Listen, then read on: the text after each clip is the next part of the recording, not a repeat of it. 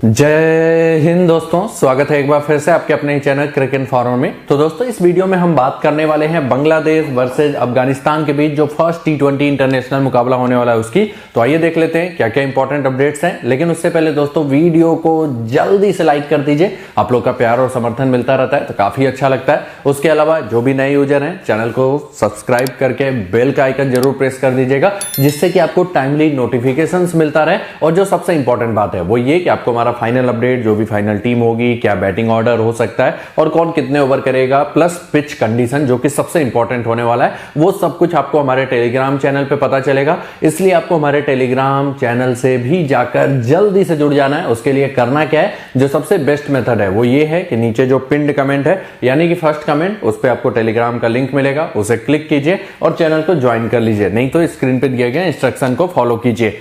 तो दोस्तों Telegram channel की बात कर लेते हैं। तो टेलीग्राम चैनल ज्वाइन करने के लिए सबसे पहले आपको टेलीग्राम ऐप पे जाना है। ये ऊपर टॉप में राइट साइड में आपको सर्च का ऑप्शन दिखेगा, वहां पे जाके सर्च कीजिए @cricinformer से सर्च करेंगे तो हमको सेम इसी यूजर नेम का चैनल दिखाई देगा। ऑलमोस्ट 2,25,000 सब्सक्राइबर के आसपास, जिसका काउंट हर समय बढ़ता ही रहेगा। तो सब्सक्राइबर मत देखिएगा, सेम ये यूजर नेम देखिएगा, ऊपर क्रिक इन्फॉर्मर करके चैनल आएगा तो उसको ज्वाइन कर लीजिएगा। वहां पे 2,25,000 सब्सक्राइबर के आसपास आपको मतलब सब्सक्राइबर दिखाई देंगे। तो इस चैनल को ज्वाइन कर लीजिएगा, यहाँ पे आपको सारा कुछ अपडेट मिल जाएगा।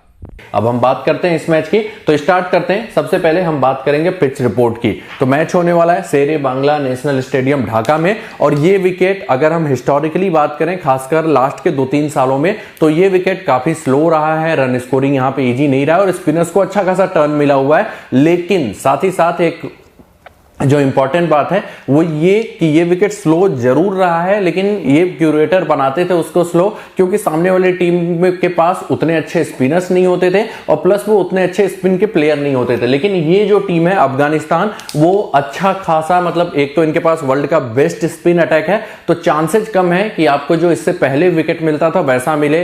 इवन जो इनका बीपीएल हो रहा था उसमें भी बहुत ज्यादा स्कोरिंग नहीं हो रहा था, लेकिन चांसेस कम है। मोस्ट प्रॉब्ली आपको बैलेंस विकेट मिलेगा।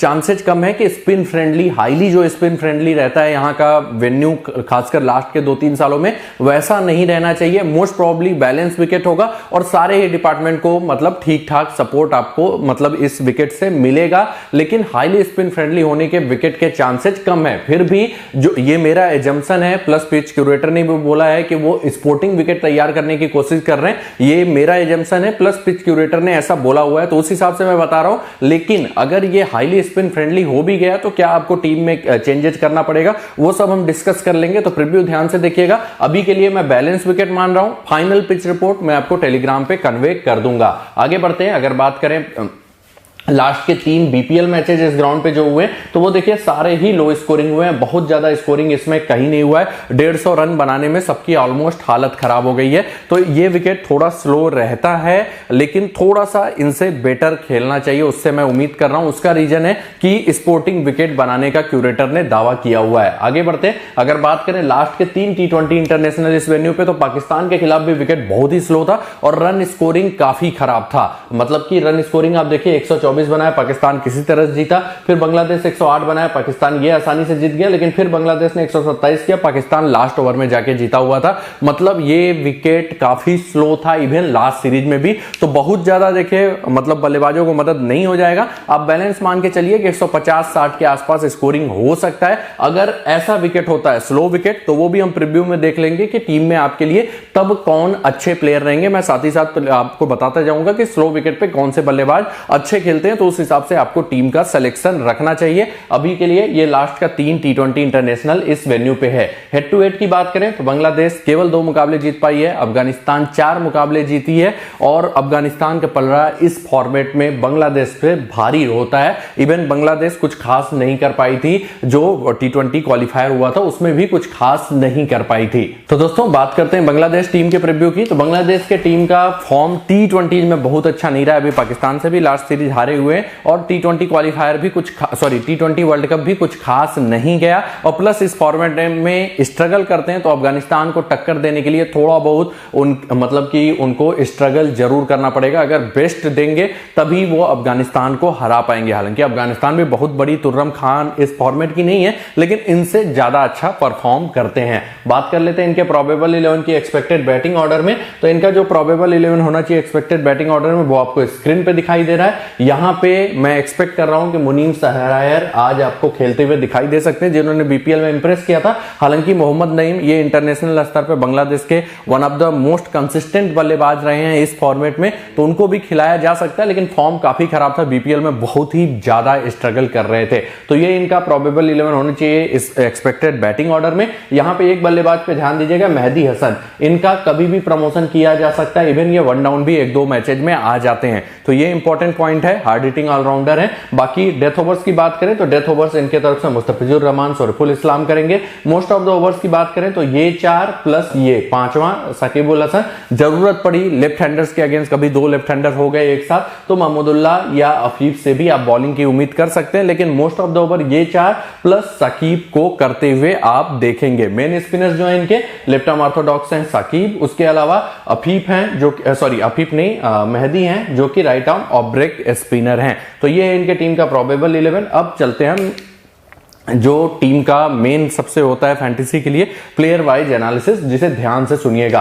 तो स्टार्ट करते हैं। सबसे पहले आते हैं नईम शेख, टेक्निकल बल्लेबाज हैं। अगर खेले तो डिसेंट पिक हो सकते हैं। फॉर्म बहुत ही खराब है लेकिन स्लो विकेट पे एक साइड से एंकर करते हैं। अगर स्लो विकेट हुआ तब तो आपके लिए काफी इंपॉर्टेंट पिक होंगे। अगर खेलते हैं तब भी आप ट्राई कर सकते हैं। इनका इंटरनेशनल क्रिकेट में परफॉर्मेंस अच्छा था, बस यही है कि उतने इंपैक्ट वाले प्लेयर नहीं, और फॉर्म इनका बहुत ही खराब अभी बीपीएल में चल रहा है। ये लास्ट के 5 मैचेज है, उससे पहले भी बहुत ज्यादा स्ट्रगल कर रहे हैं। तो फॉर्म के हिसाब से उतने अच्छे पिक नहीं होंगे। फिर भी बैटिंग सेक्शन में 2 ही अच्छे प्लेयर हैं, तो अगर खेलते हैं तो आप एज ए थर्ड पिक इनको ट्राई कर सकते हैं। ओपन करेंगे और एक साइड एंकर करते हुए कभी कभी ठीक ठाक स्कोरिंग कर सकते हैं। टी20 में रिकॉर्ड अच्छा है लेकिन वेन्यू पे बहुत ही ज्यादा स्ट्रगल करते हैं। उसके बाद आते हैं मुनीम सहरायर, ये आपके लिए एक ट्रम्प कार्ड पिक हो सकते हैं। हार्ड हिटिंग बल्लेबाज है और बीपीएल में बहुत ही ज्यादा इंप्रेस किया। इवन थोड़ा बहुत स्लो विकेट पे भी ठीक ठाक स्कोरिंग किया था, लेकिन इंटरनेशनल क्रिकेट में इनको राशिद को खेलना पड़ेगा, मुजीब को खेलना पड़ेगा, तो उनके अगेंस्ट कैसा परफॉर्मेंस रहेगा नहीं बता सकते। लेकिन थर्ड पिक में फिर से मैं बोल रहा हूं उतने अच्छे बल्लेबाज नहीं है, तो 2 ही बल्लेबाज अच्छे हैं बैटिंग सेक्शन में। तो थर्ड पिक में नहीं खेलेंगे तो ये खेलेंगे, तो आप इनको प्रीफर कर सकते हैं। ओपन करेंगे और ट्रम्प कार्ड पिक हो सकते हैं। अच्छे फॉर्म में थे और ये देखिए लास्ट के 5 मैचेस लगातार अच्छा स्कोरिंग किया। इससे पहले भी जो मैचेस खेले उसमें ठीक ठाक स्कोरिंग किया हुआ है। टी20 डी भी रिकॉर्ड ठीक ठाक है, तो ये आपके लिए ट्रम्प कार्ड पिक हो सकते हैं। अभी बड़े स्तर पर कैसा परफॉर्मेंस होगा नहीं मैं बता सकता। उसके बाद आते हैं लिटन दास, काफी अच्छे फॉर्म में है और अभी जो विकेट था वनडे वाले सीरीज का वो काफी अच्छा था। बल्लेबाज भी वहां पे ठीक ठाक स्कोरिंग कर रहे थे, वहां पे जबरदस्त बल्लेबाजी किया। हालांकि उससे पहले बीपीएल उतना अच्छा नहीं किया, लेकिन लास्ट के 2 मैचों में 136 और 86 का स्कोर कर चुके हैं। बहुत ही ज्यादा ये अफगानिस्तान के अगेंस्ट स्ट्रगल करते हैं इस फॉर्मेट में, लेकिन टैलेंटेड बल्लेबाज है। देखिए सीधे साधा मतलब आप ये रखिएगा, अगर बैलेंस विकेट होता है तब तो आपके लिए एक ठीक ठाक पिक होंगे, लेकिन अगर स्लो विकेट हुआ तो स्लो विकेट पे ये अच्छा नहीं खेलेंगे। तो आप वहां पे देख लीजिएगा, जब भी विकेट ज्यादा टर्न करता है या बॉल थोड़ा नीचे रहती है तो वहां पे ये स्ट्रगल करते हैं। बॉल बल्ले पे जब आसानी से आता है तभी ज्यादा स्कोरिंग करते हैं, तो ये सबसे इंपॉर्टेंट पॉइंट है। तो अगर स्लो विकेट हुआ तो उतने अच्छे पिक नहीं होंगे, छोड़ सकते हैं। अगर बैलेंस विकेट हुआ तब आपके लिए मस्ट पिक होंगे। फॉर्म में चल रहे हैं, 136 और 86 का स्कोर किया हुआ है अभी लास्ट के 2 मैचों में। फिर आते हैं सकीबुल हसन, वर्ल्ड के one of the top allrounders में से एक, बेहतरीन प्रदर्शन करते हैं। चाहे जैसा विकेट हो बॉलिंग इनको पूरा करना है, विकेट टेकिंग बॉलर है और जो इंपॉर्टेंट पॉइंट है कि रन भी बनाते रहते हैं। कैप्टेंसी के सबसे सेफ चॉइस में से एक रहेंगे। बैटिंग से कुछ खास नहीं किया लेकिन बॉलिंग तीनों ही मैचेज में अच्छा किया था। ओवरऑल एक मस्ट हैव पिक, कैप्टेंसी के भी अच्छे ऑप्शन। हेड टू हेड देखिए 36 का एवरेज है, 6 मुकाबलों में 8 विकेट भी लिया है। वेन्यू पे भी रिकॉर्ड काफी अच्छा आपको दिखाई देगा। फिर आते हैं मुशफिकर रहीम, बहुत ही टैलेंटेड बल्लेबाज, टेक्निकल बल्लेबाज, हमेशा आपके लिए ठीक ठाक पिक होंगे। हालांकि इस फॉर्मेट में इनका भी रिकॉर्ड खराब है और बहुत अच्छे फॉर्म में इस फॉर्मेट में नहीं चल रहे हैं, लेकिन देखिए बहुत ही टैलेंटेड बल्लेबाज हैं, प्लस कीपिंग भी मोस्ट प्रॉब्ली यही करेंगे। तो ओवरऑल एक बढ़िया पिक होंगे। वनडे सीरीज जो था उसमें एक ही मैच में चले, लेकिन टेक्निकल बल्लेबाज है, टैलेंटेड बल्लेबाज है, इसलिए आपके लिए स्मॉल लीग में बढ़िया पिक होंगे। अगर स्लो विकेट होता है तब आप सीधे साधे बस केवल इनको लीजिएगा। बाकी जो विकेट कीपर बल्लेबाज है वो स्लो विकेट पे उतना अच्छा नहीं चलते। स्लो विकेट हुआ तब तो मस्ट हैव पिक, ऐसे भी एक बढ़िया पिक रहते हैं, ये बात ध्यान दीजिएगा। हेड टू हेड भी ठीक ठाक है, 25 के आसपास एवरेज है, वेन्यू पे एक ही मैच खेला है, 64 का एवरेज है। फिर आते हैं महमूदुल्लाह, टेक्निकल बल्लेबाज और प्लस कभी कभार बॉलिंग भी कर लेते हैं। बहुत ही अच्छा परफॉर्मेंस इनका रहता है जनरली इस फॉर्मेट में। बस दिक्कत यह है बैटिंग ऑर्डर इनका नीचे है कि कई बार उतना ज्यादा बैटिंग नहीं आता, इंपैक्ट वाला परफॉर्मेंस थोड़ा उतना खेलने में, मतलब कि खेलने का उतना टाइम नहीं रहता, बॉल उतना ज्यादा नहीं मिलता, तो थोड़ा सा एवरेज पिक ही रहेंगे। वैसे भी ऑलराउंडर्स में अच्छे खासे ऑप्शंस हैं, तो आप उनको प्रीफर कीजिए जो बैटिंग बॉलिंग दोनों कर सकते हैं। वनडे सीरीज में कुछ खास नहीं कर पाए, लेकिन बल्लेबाज बहुत ही टैलेंटेड है। ट्रम्प कार्ड पिक आपके लिए रहेंगे, जीएल में जरूर ट्राई कर लीजिएगा। स्मॉल लीग में रिस्की रहेंगे क्योंकि ऑलराउंडर्स में अच्छे खासे नाम है, तो आप उनको प्रीफर कीजिए जो बैटिंग बॉलिंग दोनों करेंगे। इनका बॉलिंग करने का चांसेस थोड़ा सा कम रहेगा।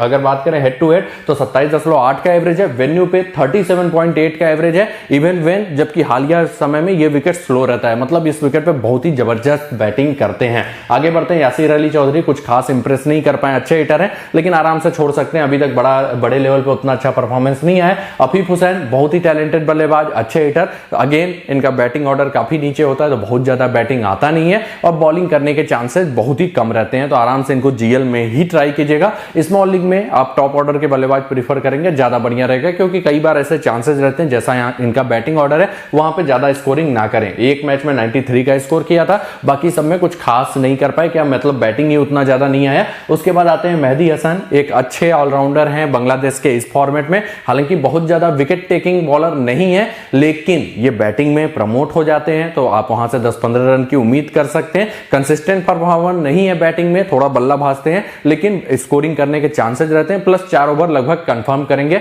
इसलिए आपके लिए डिसेंट पिक रहेंगे। अगर हो जाता है कि नहीं बॉल टर्न ज्यादा करेगी, तब आपके लिए मस्ट हैव पिक रहेंगे, क्योंकि वहां पे विकेट लेने के भी चांसेस बढ़ जाएंगे। ये उतने विकेट टेकिंग नहीं है, लेकिन जब रैंक टर्नर हो जाता है, जैसे ऑस्ट्रेलिया के खिलाफ विकेट था यही सेम, उसके अलावा पाकिस्तान के खिलाफ था, तब इनके विकेट लेने के चांसेस बढ़ जाते हैं, तो ये बात ध्यान दीजिएगा। तब बैटिंग बैकअप भी रहेगा, मतलब विकेट लेने के भी चांसेस रहेंगे। अगर बात करें वेन्यू पे परफॉर्मेंस की, तो 14 मुकाबलों में 11 विकेट है, 18.5 का एवरेज है, ओवरऑल एक ठीक ठाक पिक आपके लिए रहेंगे। Mustafizur Rahman wicket taking bowler है, बांग्लादेश के सबसे बेस्ट गेंदबाज, मोस्ट ऑफ द टाइम ये अच्छा खासा विकेट लेके जाएंगे, कटर्स का बहुत ही बेहतरीन इस्तेमाल करते हैं, बहुत लोग समझ नहीं पाते इनके बॉलों को। ओवरऑल इस वेन्यू पे 26 मुकाबलों में 36 विकेट ले चुके हैं और वनडे सीरीज में भी ठीक ठाक ही परफॉर्मेंस रहा था। मस्ट हैव पिक रहेंगे, जरूर ट्राई कीजिए। फर्स्ट बॉलिंग आया तो सीआरबीसी भी कर सकते हैं। सोहिदुल इस्लाम अपने स्लोअर वंस कटर्स के लिए जाने जाते हैं, हालांकि खेलने के चांसेस कम है। इंटरनेशनल स्तर पे अभी एक ही मैच खेला है, उसमें 1 विकेट लिया हुआ था, लेकिन मोस्ट प्रॉब्ली इनको शायद टीम प्रीफर नहीं करेगी। अगर खेलते भी हैं तो आप इनको जीएल में ट्राई कीजिएगा। अगर स्मॉल लीग में लेना है तो बांग्लादेश की फर्स्ट बॉलिंग आती है तब ट्राई कर सकते हैं, क्योंकि डेथ में बॉलिंग करेंगे। बीपीएल के लास्ट कुछ मैचों में अच्छा परफॉर्मेंस था, लास्ट के 3 मैचों में टोटल 7 विकेट लेके गए थे। तास्किन अहमद गेंदबाज बहुत ही शानदार हैं, टैलेंटेड है, बस एक ही दिक्कत रहता है उतना ज्यादा विकेट टेकिंग नेचर के नहीं है। लाइन लेंथ आजकल बढ़िया हो गया, एक्स्ट्रा पेस भी जनरेट करते हैं और वनडे सीरीज में परफॉर्मेंस भी ठीक ठाक था। 3 मुकाबलों में 4 विकेट लिए, लेकिन जो रियलिटी है वो यही है कि उतनी विकेट टेकिंग नहीं है, तो थोड़ा सा एवरेज पिक ही रहेंगे। जीएल में ट्राई करेंगे तो ज्यादा बढ़िया रहेगा। स्मॉल लीग में आप थोड़ा विकेट टेकिंग बॉलर्स को कवर करेंगे तो ज्यादा बढ़िया रहेगा। वेन्यू पे 11 मुकाबलों में केवल 8 विकेट है। नसूम अहमद मोस्ट प्रोबेबली नहीं खेलेंगे, लेफ्ट आर्म ऑर्थोडॉक्स गेंदबाज हैं, अपने टाइट लाइन लेंथ के लिए जाने जाते हैं, उतने विकेट टेकिंग नहीं है। लेकिन जो इंपॉर्टेंट पॉइंट है, देखिए अगर ये विकेट मतलब बैलेंस होता है तो इनके कई बार ओवर्स भी कटेंगे, अगर खेलते भी हैं तो। अगर ये खेलते हैं विकेट स्लो रहा तब आपके लिए इंपॉर्टेंट पिक रहेंगे, क्योंकि जैसे स्पिन फ्रेंडली होता है, इनका लाइन लेंथ के साथ टर्न भी ज्यादा मिलने लगता है, तो ये बहुत ही अनप्लेएबल हो जाते हैं। तो ये बात ध्यान दीजिएगा। अगर पिच रिपोर्ट आता है कि नहीं बहुत ही स्लो होगा, जैसा पहले ढाका खेलता था वैसा खेलेगा, तब उस केस के लिए आपके लिए काफी इंपॉर्टेंट पिक होंगे। वेन्यू पे 11 मुकाबलों में 16 विकेट है और most of the matches slow wicket पे ही इन्होंने ढाका के खेला हुआ है। आगे बढ़ते हैं, उसके बाद आते हैं शरीफुल इस्लाम, बहुत ही टैलेंटेड गेंदबाज। जो इंपॉर्टेंट पॉइंट है, विकेट टेकिंग बॉलर है, हालांकि वनडे में उतना ज्यादा कुछ खास परफॉर्म नहीं कर पाए, 3 मुकाबलों में 3 ही विकेट मिला, लेकिन ये डेथ में बॉलिंग करेंगे, अच्छा खासा पेस भी जनरेट करते हैं 140 में। और जो इंपॉर्टेंट पॉइंट है, चेंज ऑफ पेस काफी तगड़ा रहता है। विकेट टेकिंग बॉलर है, इसलिए एक डिसेंट पिक रहेंगे। फर्स्ट बॉलिंग आया तो मस्ट हैव पिक रहेंगे, तब जरूर ट्राई कर लीजिएगा। सेकंड बॉलिंग के केस में छोड़ने का रिस्क ले सकते हैं। वेन्यू पे 7 मुकाबलों में 10 विकेट है। ओवरऑल इंटरनेशनल क्रिकेट में 17 मैचों में 22 विकेट ले चुके हैं। अब बात करते हैं अफगानिस्तान टीम के प्रीव्यू की। तो अफगानिस्तान की टीम देखिए T20 में बहुत ही बेहतरीन टीम मानी जाती है। और वैसे भी इनके जो तीनों स्पिनर्स हैं उनके ओवर्स जो रहते हैं वो काफी इकोनॉमिकल जाते हैं और इसीलिए टी20 में इनके खासकर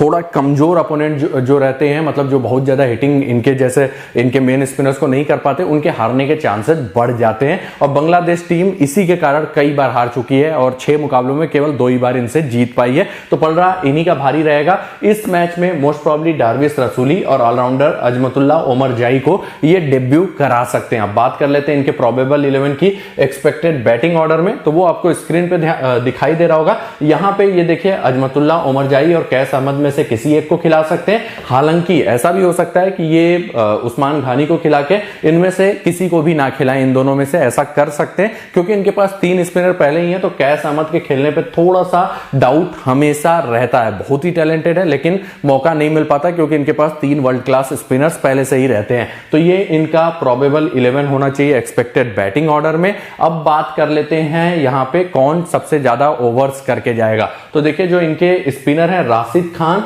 और मुजीब, इनके तो ओवर्स कभी कटते नहीं है, तो ये दोनों 4-4 ओवर कंफर्म करेंगे। प्लस फैजल हक फारूकी ने बहुत ही शानदार बॉलिंग किया अभी वनडे सीरीज में, तो मोस्ट प्रॉब्ली ये भी 4 पूरे करेंगे। तो 12 ओवर यहां पे हो गए। अब जो बचे 8 ओवर रहेंगे वो फरीद मलिक, करीम जन्नात, मोहम्मद नबी, इन तीनों में और इवेन अजमतुल्लाह उमर जाई अगर खेलते हैं तो इनमें डिवाइड होते हुए आपको दिखाई देंगे। नबी ने काफी अच्छा वनडे में गेंदबाजी किया तो वो ज्यादा भी कर सकते हैं, लेकिन कई बार केवल लेफ्ट हैंडर्स के अगेंस्ट ही नबी को बॉलिंग दिया जाता है। लेकिन उस ट्रेंड से हटके साहिदी ने इनको राइट हैंडर्स के खिलाफ भी गेंदबाजी दिया था। अब इनको खुद देना है तो ये कितना ओवर करेंगे नहीं मालूम, लेकिन आप मान के चलिए 3 ओवर के आसपास फिर भी कर सकते हैं। तो मतलब बॉलिंग ऑप्शन इनके पास अच्छे खासे हैं। तो ये जो बॉलर्स हैं इनके थोड़ा सा ओवर्स उतने फिक्स नहीं रहेंगे कितना करेंगे, फिर भी मैं एक्सपेक्ट करूंगा कि करीम जन्नात भी 2-3 ओवर कर जाए। तो ये इनका प्रोबेबल 11 होना चाहिए एक्सपेक्टेड बैटिंग ऑर्डर में। केवल 3 ही बॉलर हैं जिनके पूरे ओवर करने के चांसेस है, वो है मुजीब, राशिद और फैजल हक फारूकी।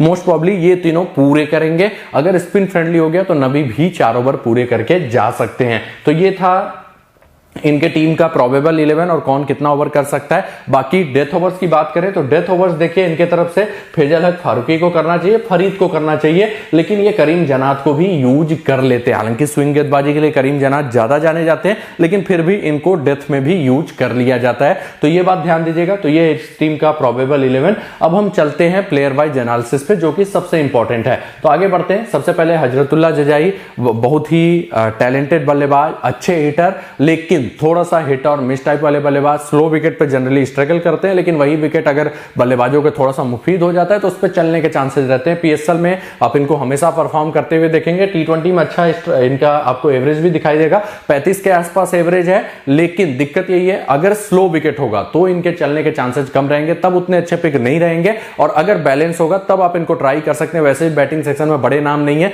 तो आपके लिए मस्ट हैव पिक ही रहेंगे। लेकिन बाकी साइड जहां पे एक ही बल्लेबाज अलाउ है तो स्लो विकेट के केस में आप छोड़ सकते हैं इनको, क्योंकि वहां पे चलने के चांसेस कम रहते हैं। हेड टू हेड 24 का है और इंटरनेशनल क्रिकेट में 35 का एवरेज है। वो भी इसलिए है क्योंकि शुरुआत के जो सीरीज जिन्होंने खेला था उसमें सेंचुरी बना दिया था शायद, और वहां पे अच्छा खासा इनका परफॉर्मेंस हो गया था, इसीलिए वो एवरेज थोड़ा थोड़ा कम होते हुए अब 35 पे आ चुका है। पीएसएल में अच्छे फॉर्म में थे और जनरली बैटिंग फ्रेंडली विकेट पे मोस्ट ऑफ द टाइम ठीक ठाक स्कोरिंग करते हैं। फिर आते हैं रमनुल्लाह गुरबाज, बहुत ही risky player, risky in the sense कि ये ऐसे बल्लेबाज हैं जब तक रहेंगे बॉल हिट करते रहेंगे, और बस यही है कि उतना भरोसेमंद नहीं है। एक मैच चलते हैं 2-3 फ्लॉप होते हैं थोड़ा सा मजबूत बॉलिंग अटैक के सामने, लेकिन टी20 में चलने के चांसेस थोड़ा सा ज्यादा रहते हैं इनके। प्लस कीपिंग भी करेंगे तो मोस्ट ऑफ द टाइम एक ठीक ठाक पिक रहते हैं। बस ये ध्यान दीजिएगा अगर बैलेंस होगा तब तो आप इनको ट्राई कर सकते हैं, लेकिन अगर स्लो विकेट हो गया जैसा ढाका पहले खेलता है, अगर वैसा पिच रिपोर्ट आता है, मैं आपको पिच रिपोर्ट जरूर बता दूंगा,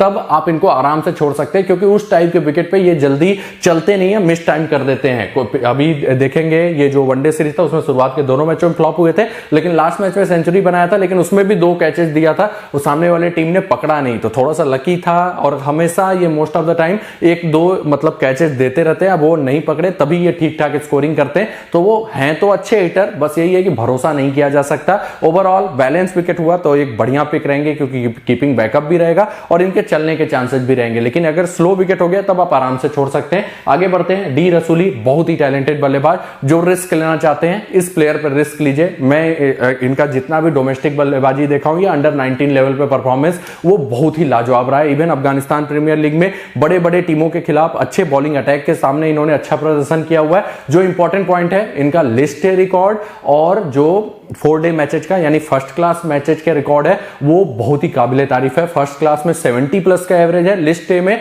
50 प्लस का एवरेज है। बहुत ही टैलेंटेड बल्लेबाज है, अंडर 19 में भी बेहतरीन प्रदर्शन किया था। और तीसरा बैटिंग ऑप्शन जो आपको अच्छा नहीं मिल रहा है, आप इनको ट्राई कर सकते हैं। मोस्ट प्रॉब्ली 1 डाउन बैटिंग करेंगे, और आप इनका करंट फॉर्म देखिए, लगातार अच्छा स्कोरिंग किया हुआ है। ओवरऑल एक बढ़िया पिक आपके लिए, मतलब ट्रम्प कार्ड पिक हो सकते हैं बैटिंग सेक्शन में। आगे बढ़ते हैं, नजीबुल्लाह जर्रान T20 के बहुत ही लाजवाब प्लेयर, और वैसे भी इस समय टीम इनको वनडे में भी अच्छा खासा मौका देती है, वहां भी अच्छा परफॉर्मेंस दे रहे हैं। टेक्निकल बल्लेबाज हैं, मस्ट हैव पिक रहेंगे, मोस्ट ऑफ द टाइम अच्छा स्कोरिंग करते हैं। वनडे मैचेज में 67-54 का 2 अच्छा स्कोर किया। वेन्यू पे 3 मुकाबले खेले, 134 का एवरेज है। हालांकि इस टीम के अगेंस्ट स्ट्रगल किया हुआ है, लेकिन फिर भी आपके लिए अच्छे पिक होंगे, टैलेंटेड बल्लेबाज है। आगे बढ़ते हैं, मोहम्मद नबी बॉलिंग लगातार अब अच्छा खासा कर रहे हैं, तो ओवरऑल इस फॉर्मेट में अब आपके लिए मस्ट हैव पिक रहेंगे। बैटिंग में भी 20-25 रन कभी भी आके बना सकते हैं। इवन सी या वीसी के ऑप्शन में भी आप रख सकते हैं, क्योंकि बैटिंग बैकअप रहेगा और बॉलिंग भी अच्छा खासा कर सकते हैं। वनडे सीरीज में अच्छा खासा परफॉर्मेंस था, 20-32 का स्कोर किया। विकेट हालांकि लास्ट ही मैच में मिला, लेकिन बहुत ही टैलेंटेड ऑलराउंडर है। हेड टू हेड रिकॉर्ड बहुत ही जबरदस्त है, खासकर बैटिंग में। आगे बढ़ते हैं, करीम जन्नात, ये आपके लिए ट्रम्प कार्ड पिक हो सकते हैं। अच्छे हिटर हैं, कभी कभार इनको ऊपर भी भेज दिया जाता है, और प्लस बॉलिंग में most of the time 2-3 over करके जाते हैं, और इवन जरूरत पड़ी तो डेथ में भी आ जाते हैं। स्विंग गेंदबाजी के लिए जाने जाते हैं, लेकिन थोड़ा बहुत कटर्स का भी इस्तेमाल करते हैं, तो बैटिंग बैकअप भी देते हैं, मतलब ड्यूअल रोल रहता है, तो इसलिए एक ठीक ठाक पिक हो जाते हैं। जो रिस्क लेना चाहें स्मॉल लीग में ट्राई कर सकते हैं। कई बार इंपैक्ट वाला परफॉर्मेंस देके जाते हैं। हेड टू हेड उतना अच्छा नहीं है, 4 मुकाबलों में 3 विकेट है और 8 का ही एवरेज है, लेकिन ओवरऑल T20 रिकॉर्ड देखें तो 18 का एवरेज है, 31 मुकाबलों में 30 विकेट भी लिया हुआ है। उसके बाद आते हैं ए उमर जाई, बहुत ज्यादा टीम इन पे विश्वास भी नहीं कर रही है, और बहुत ज्यादा इंपैक्ट वाला उतना परफॉर्मेंस भी नहीं रहा है, और कभी भी इनके ओवर्स कट सकते हैं, क्योंकि बॉलर्स इनके पास अच्छे खासे हैं, तो उतने अच्छे पिक नहीं रहेंगे, आराम से छोड़ सकते हैं। राशिद खान, वर्ल्ड के one of the top spinner, most of the time अच्छा खासा विकेट लेके जाएंगे। सी और वीसी के भी अच्छे चॉइस रहेंगे। उतना ज्यादा विकेट वनडे सीरीज में नहीं मिला, लेकिन T20 में जनरली ज्यादा इफेक्टिव रहते हैं। मस्ट हैव पिक, कैप्टनसी के भी अच्छे खासे ऑप्शन। हेड टू हेड में 4 मुकाबलों में 9 विकेट, इवन वेन्यू पे भी 3 मुकाबलों में 6 विकेट ले चुके हैं। फिर आते हैं मुजीबुर रहमान, उतने विकेट टेकिंग नहीं रहते, लेकिन देखिए कमजोर टीमों के खिलाफ कभी भी अच्छा खासा विकेट ले सकते हैं। ये भी वर्ल्ड के one of the top spinner है, economical most of the time रहते हैं, और वनडे सीरीज में देखिए हर मैच में इकोनॉमिकल रहे। विकेट हालांकि उतना नहीं मिला, जो मैं हमेशा इनके बारे में आपको कहते आया हूं, लेकिन सामने बांग्लादेश है, तो कभी भी अच्छा खासा विकेट लेके जाते हैं। दूसरा, ये विकेट थोड़ा स्लो रहता है, वहां वाला विकेट नहीं रहेगा जहां पे बहुत ज्यादा टर्न नहीं था, कुछ ना कुछ तो टर्न रहेगा ही, तो यहां पे एक डिसेंट पिक जरूर रहेंगे, आप ट्राई कर सकते हैं। दूसरा इंपॉर्टेंट पॉइंट, अगर हो गया कि ये स्लो विकेट रहा, तब तो आप इनको छोड़िएगा मत, क्योंकि फिर बॉल टर्न करने लगी तो और भी खतरनाक हो जाते हैं, तो उस केस में मस्ट हैव पिक रहेंगे। तो ये बात ध्यान दीजिएगा। हेड टू हेड 4 मुकाबलों में 6 विकेट, वेन्यू पे 2 मुकाबलों में 4 विकेट। फिर आते हैं फरीद मलिक, टैलेंटेड गेंदबाज माने जाते हैं, स्विंग गेंदबाजी के लिए जाने जाते हैं, लेकिन कई बार इनके ओवर्स कम होते हैं, डेथ में बॉलिंग करने के चांसेस रहेंगे,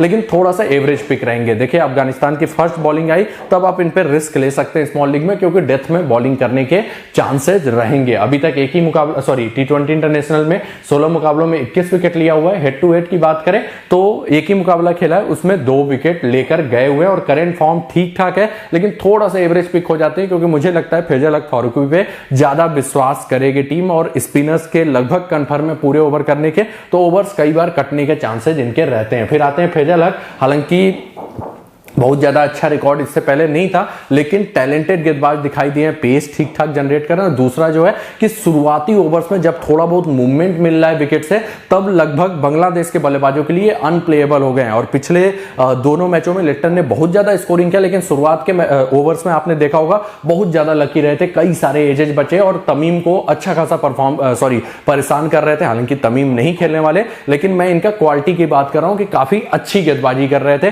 प्लस डेथ में भी बॉलिंग करेंगे तो ओवरऑल एक डिसेंट पिक आपके लिए रहेंगे, ट्राई कर सकते हैं। वनडे सीरीज में टोटल 6 विकेट लिया था, ओवरऑल एक ठीक ठाक गेंदबाज है, प्लस डेथ में बॉलिंग करने के चांसेस हैं, तो आपके लिए ठीक ठाक पिक रहेंगे। अफसर जजाई मोस्ट प्रॉब्ली नहीं खेलेंगे, अच्छे हिटर माने जाते हैं लेकिन बड़े लेवल पे उतना अच्छा परफॉर्मेंस नहीं आ पाया है। उस्मान घानी की बात करें तो इनका भी परफॉर्मेंस बड़े लेवल पे उतना अच्छा नहीं आया है, लेकिन अगर खेल जाते हैं, खासकर वन डाउन बैटिंग पे मेंशन होते हैं, तो एक ठीक ठाक पिक हो जाते हैं, क्योंकि रह के ये ठीक ठाक स्कोरिंग कर सकते हैं। खासकर बैटिंग सेक्शन में वही थर्ड पिक बहुत अच्छा नहीं है, तो आप ट्राई करने का रिस्क ले सकते हैं। ओवरऑल इंटरनेशनल क्रिकेट में 26.23 का एवरेज है, लेकिन कंसिस्टेंट उतना ज्यादा कभी नहीं रहे हैं। कैस अहमद अगर खेले तो अच्छे पिक रहेंगे, उसका रीजन है इस लेवल पे हमेशा विकेट टेकिंग बॉलर रहे हैं, कमजोर टीमों के खिलाफ मोस्ट ऑफ द टाइम अच्छा परफॉर्म करेंगे, और ढाका की टीम ढाका का पिच जो है स्पिनर्स को थोड़ा बहुत असिस्टेंस तो देता ही देता, और ये बड़े लेवल पे ठीक ठाक परफॉर्म कर चुके हैं, तो अगर खेले तो इंपॉर्टेंट पिक रहेंगे। एक ही इंटरनेशनल क्रिकेट खेला है, 3 विकेट लेके गए,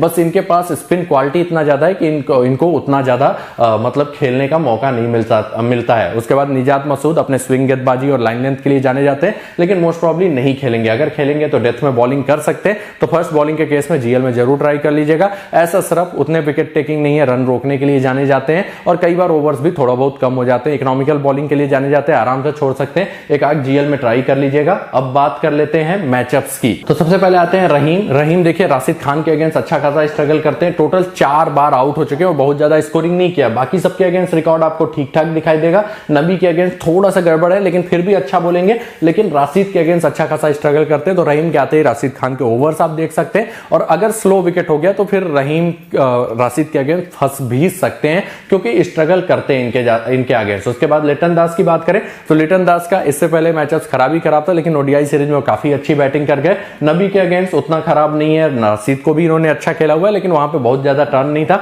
मुजीब के अगेंस्ट स्ट्रगल करते हैं, 14 बॉलों पे 7 रन बनाया हुआ है, 2 बार आउट हो चुके हैं टी20 में। फरीद मलिक और बाकी सबके अगेंस्ट इनका ठीक ठाक रिकॉर्ड है। आगे बात करें साकिबुल हसन की, तो साकिबुल हसन का भी रिकॉर्ड राशिद के अगेंस्ट अच्छा नहीं है, 3 बार आउट हो चुके हैं। उसके अलावा मुजीब के अगेंस्ट भी अच्छा नहीं है, 3 बार आउट हो चुके हैं कम स्कोर पे। उसके बाद महमूदुल्लाह की बात करें तो महमूदुल्लाह का रिकॉर्ड काफी अच्छा है, केवल राशिद के अगेंस्ट थोड़ा सा स्ट्रगल करते हैं, 3 बार आउट कर चुके हैं राशिद। बाकी सबके अगेंस्ट रिकॉर्ड आपको ठीक ठाक दिखाई देगा। गुरबाज की बात करें तो गुरबाज इस फॉर्मेट में तो बहुत ही ज्यादा स्ट्रगल किया हुआ है, हालांकि ज्यादा मैचेज नहीं खेला हुआ है, एक बार रहमान के अगेंस्ट आउट हुए, बाकी सबके अगेंस्ट बहुत खराब तो नहीं बोलेंगे। ओडीआई क्रिकेट में खासकर जो लास्ट मैच में सेंचुरी बना दिया, उससे थोड़ा सा मैचअप अच्छा हो गया, एक बार रहमान के अगेंस्ट, एक बार साकिब के अगेंस्ट आउट हुए हैं ओडीआई क्रिकेट में। नजीबुल्लाह की बात करें तो नजीबुल्लाह स्ट्रगल करते हैं साकिब के अगेंस्ट थोड़ा सा, 4 बार आउट हो चुके हैं टोटल। उसके अलावा मेहदी हसन के अगेंस्ट बीपीएल में 2 बार आउट हो चुके हैं, 9 बॉलों पे 5 रन, और अच्छा खासा ओवर्स आप मेहदी के देख सकते हैं। नजीबुल्लाह के अगेंस्ट मुस्तफिजुर रहमान के अगेंस्ट बढ़िया खेलते हैं, तास्किन के अगेंस्ट भी बहुत अच्छा रिकॉर्ड नहीं है, 29 बॉलों पे 12 रन बनाए और 2 बार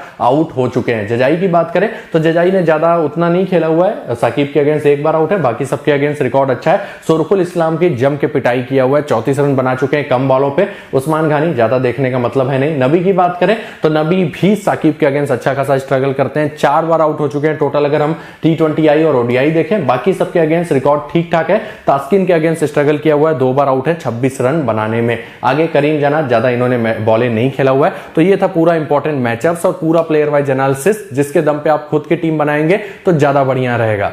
तो दोस्तों ड्रीम 11 टीम की बात कर लेते हैं। बस यहाँ पे ये ध्यान दीजिएगा कि विकेट कैसा रहेगा, स्लो रहेगा तो कौन से बल्लेबाज प्रीफर करने हैं, कौन से गेंदबाज, और अगर बैलेंस रहेगा तो कौन से प्रीफर करने हैं, ये ध्यान दीजिएगा। देखिए अगर आ गया कि सेम वैसा ही विकेट है जैसा पहले ढाका के पिचेज पे रहा है, तो आप सीधे सीधे केवल 1 विकेट कीपर लीजिएगा, 3 बल्लेबाज लीजिएगा, जो लिमिट होता है। बाकी ऑलराउंडर्स और बॉलर से आप अपने टीम को भर दीजिएगा, क्योंकि वैसी ही टीमें यहाँ पे ज़्यादा सक्सेसफुल रहती हैं, ये आपको ध्यान देना है। बाकी अगर बैलेंस आ गया तब फिर आप अच्छे बल्लेबाजों को कवर कर सकते हैं, विकेट कीपर में तीनों ही अच्छे, उन सबको भी कवर कर सकते हैं, तो ये बात ध्यान दीजिएगा। तो स्टार्ट करते हैं। विकेट कीपर में देखिए ऐसे तो तीनों ही अच्छे पिक हैं, कीपिंग से रहीम और गुरबाज बैकअप देंगे, प्लस बैटिंग से भी स्कोरिंग कर सकते हो। लिटन दास का बहुत ही ज़्यादा अच्छा फॉर्म चल रहा है, लेकिन यहाँ पे अगर स्लो विकेट होगा तो केवल एक ही अच्छे पिक रहेंगे, वो रहीम रहेंगे, क्योंकि वो अच्छा खेलते हैं स्लो विकेट पे, तो ये बात ध्यान दीजिएगा। अभी के लिए मैं लिटन दास के साथ जा रहा हूँ, क्योंकि यहाँ पे बहुत ज़्यादा highly batting batting friendly wicket हमेशा नहीं रहा है,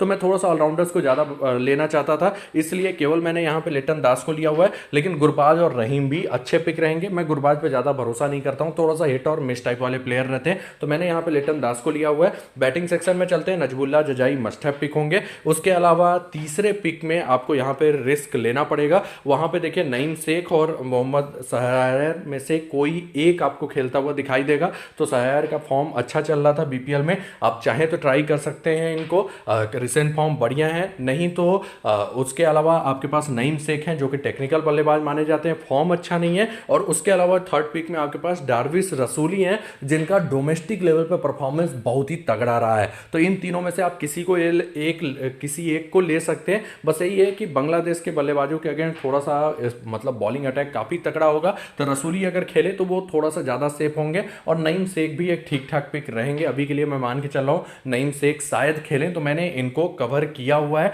लेकिन ये मिस भी कर सकते हैं। आप इनके जगह रसूली या सहायर को ले सकते हैं। उस्मान घानी को जीएल में ट्राई करेंगे, ज्यादा बढ़िया रहेगा। ऑलराउंडर्स में चलते हैं तो साकिब उल हसन मस्ट हैव पिक होंगे। नबी भी बॉलिंग अच्छा खासा कर रहे हैं, प्लस बैटिंग बैकअप रहेगा तो एक इंपॉर्टेंट पिक रहेंगे। महमूदुल्लाह, इनकी ज्यादा बैटिंग नहीं आ रही है, प्लस बॉलिंग का भी श्योरिटी नहीं है, बॉलिंग हो सकता है ना करें, तो इसीलिए थोड़ा सा एवरेज पिक रहेंगे। जीएल में ट्राई करिए, ज्यादा बढ़िया है। फिर मैंने करीम जन्नात को भी लिया है जिनका बैटिंग भी लगभग तय है कि आएगा, प्लस बॉलिंग भी 2-3 ओवर करेंगे, तो एक आध विकेट भी ले लिया तो अपना काम कर जाएंगे। तो ये मेरे ट्रम्प कार्ड पिक होने वाला है। मेहदी हसन एक ठीक ठाक पिक रहेंगे, 4 ओवर लगभग कंफर्म बॉलिंग है, प्लस बैटिंग में कई बार प्रमोशन भी हो जाता है। तो इन चारों के साथ मैं जा रहा हूं। नीचे ओमर जाई कुछ खास पिक नहीं रहेंगे। बॉलिंग सेक्शन में रहमान मस्ट हैव पिक होंगे, विकेट टेकिंग बॉलर हैं। रशीद खान भी इंपॉर्टेंट पिक होंगे, विकेट टेकिंग बॉलर हैं, इनको भी मैंने कवर किया हुआ है। मुजीबुर रहमान ये मेरे ट्रम्प कार्ड पिक होने वाले हैं, क्योंकि यहाँ पे स्पिनर्स को हमेशा थोड़ा बहुत तो टर्न मिलता ही रहता है, अगर स्लो नहीं भी हुआ तब भी इनके विकेट लेने के चांसेस रहेंगे। तो इनके साथ भी मैं जा रहा हूं। तास्किन अहमद थोड़ा सा एवरेज पिक होंगे क्योंकि उतने विकेट टेकिंग बॉलर नहीं है, लेकिन अगर विकेट स्लो हो गया तो आपके लिए डिसेंट पिक रहेंगे। तब सारे ही मेन गेंदबाज आपके लिए अच्छे पिक रहेंगे। फरीद मलिक थोड़ा सा उतने विकेट टेकिंग नहीं है, इसलिए जीएल में ही ट्राई कीजिएगा। अगर फर्स्ट बॉलिंग आए तो स्मॉल लीग में आप रिस्क ले सकते हैं। नसूम अहमद सीधे सीधे स्लो विकेट होगा तो लीजिएगा, नहीं तो छोड़ सकते हैं, क्योंकि स्लो विकेट पे ही ज्यादा विकेट लेते हैं, नहीं तो उतने विकेट टेकिंग नहीं रहते। कैस अहमद खेले तो इंपॉर्टेंट पिक रहेंगे, उसका रीजन है विकेट टेकिंग बॉलर है, फिलहाल के लिए रिस्की ऑप्शन है। शरीफुल इस्लाम ये हमेशा अच्छे पिक रहते हैं, विकेट टेकिंग बॉलर हैं। फर्स्ट बॉलिंग बांग्लादेश का है तो अब तो जरूर ट्राई कर लीजिएगा, डेथ में बॉलिंग करेंगे। फैजल हक एक डिसेंट पिक रहेंगे, अभी अच्छे खासे फॉर्म में रहे थे, लेकिन दिक्कत यही है कि यहाँ पे बहुत ज्यादा स्विंग उतना नहीं मिलेगा जिसके लिए ये थोड़ा सा जाने जाते हैं, तो थोड़ा सा एवरेज पिक ही रहेंगे। लेकिन फर्स्ट बॉलिंग आ गया तो डेथ में बॉलिंग करेंगे, उस केस में आपके लिए ठीक ठाक पिक हो सकते हैं। नीचे और कोई उतना अच्छा ऑप्शन नहीं है। तो दोस्तों ये थे मेरी टीम। कैप्टन वाइस कैप्टन की बात करें तो मैंने साकिब को कैप्टन किया, राशिद को वीसी किया हुआ है। बस ये ध्यान दीजिएगा जब स्लो हो गया तो आपके लिए बॉलर्स और ऑलराउंडर्स बहुत ज्यादा अच्छे पिक हो जाएंगे। अगर बैटिंग फ्रेंडली होता है तो आप कीपर्स यहाँ पे बढ़ा सकते हैं, तो ये बात ध्यान दीजिएगा। तो दोस्तों बैटिंग फ्रेंडली नहीं, सॉरी बैलेंस विकेट हो गया तो मतलब तब बल्लेबाजों के भी चलने के चांसेस रहेंगे। कैप्टन वाइस कैप्टन की बात करते हैं तो साकिब उल हसन एक अच्छे कैप्टनसी ऑप्शन रहेंगे। राशिद खान को मैंने वीसी किया हुआ है, most of the time wicket ले के जाते हैं। नबी भी एक ठीक ठाक आपके लिए वीसी के ऑप्शन रहेंगे। अगर बांग्लादेश की फर्स्ट बॉलिंग आता है तो रहमान पे आप रिस्क ले सकते हैं सी या वीसी करने का। तो इसी के साथ वीडियो समाप्त होता है। ऐसा करता हूँ ये वीडियो आपको अच्छा खासा हेल्प करेगा विनिंग में। जिसने भी वीडियो को लाइक नहीं किया जल्दी से लाइक कर दे, और जिसने भी चैनल को सब्सक्राइब नहीं किया ऐसे ढेर सारे अपडेट्स के लिए चैनल को सब्सक्राइब करके बेल का आइकन जरूर प्रेस कर दीजिएगा। धन्यवाद।